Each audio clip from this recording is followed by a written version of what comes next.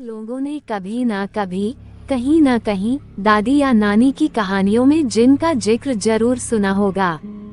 Islamic मान्यता के अनुसार जिन का निर्माण अल्लाह ने धुएं रहित आग से किया।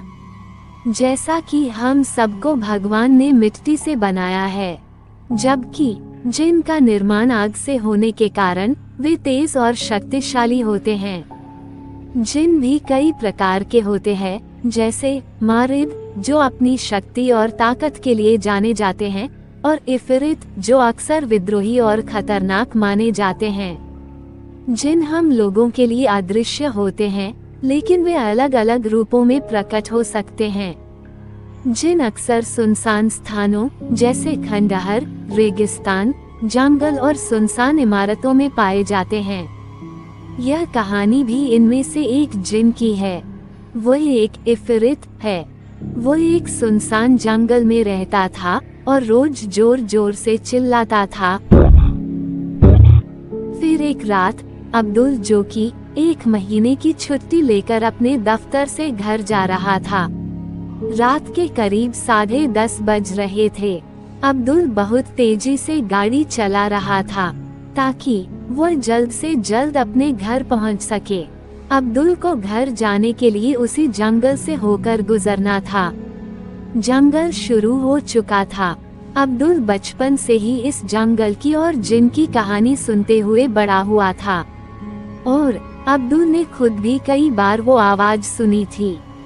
इसीलिए उसके मन में एक अजीब सा डर था, और अचानक वो आवाज अब्दुल को फिर से सुनाई दी।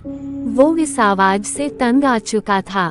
उसने गुस्से में गाड़ी रोकी और ये कहते हुए कि ये ले पानी, उसने उस जगह पर पेशाब कर दिया। वो आवाज अब रुक चुकी थी।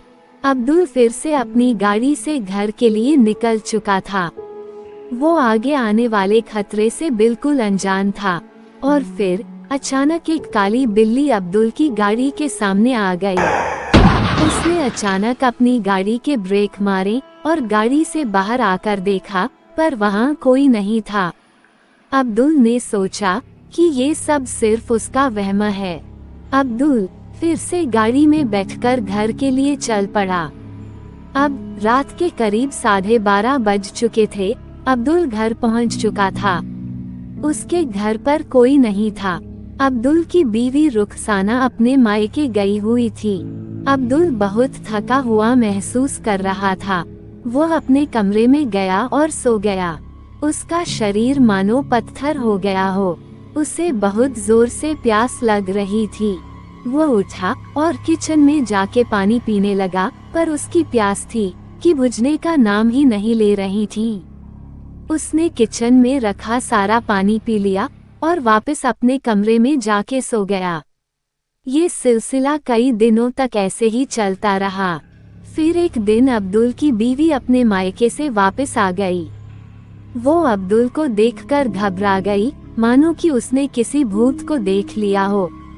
अब्दुल की आंखें बिल्कुल अंदर घुस चुकी थी और आंखों के चारों तरफ काले गहरे धब्बे हो गए थे।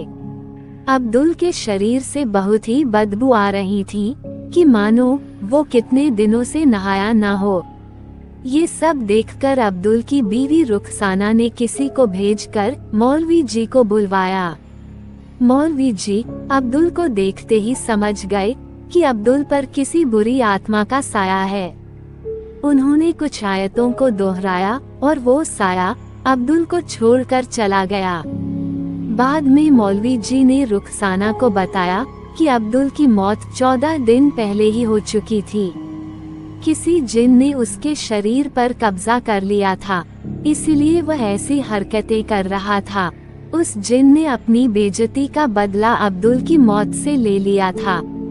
इसलिए बड़े बूढ़े बोलते हैं कि कभी भी किसी सुनसान सड़क पर अगर कोई आवाज सुनाई दे तो उसका जवाब बिल्कुल नहीं देना चाहिए।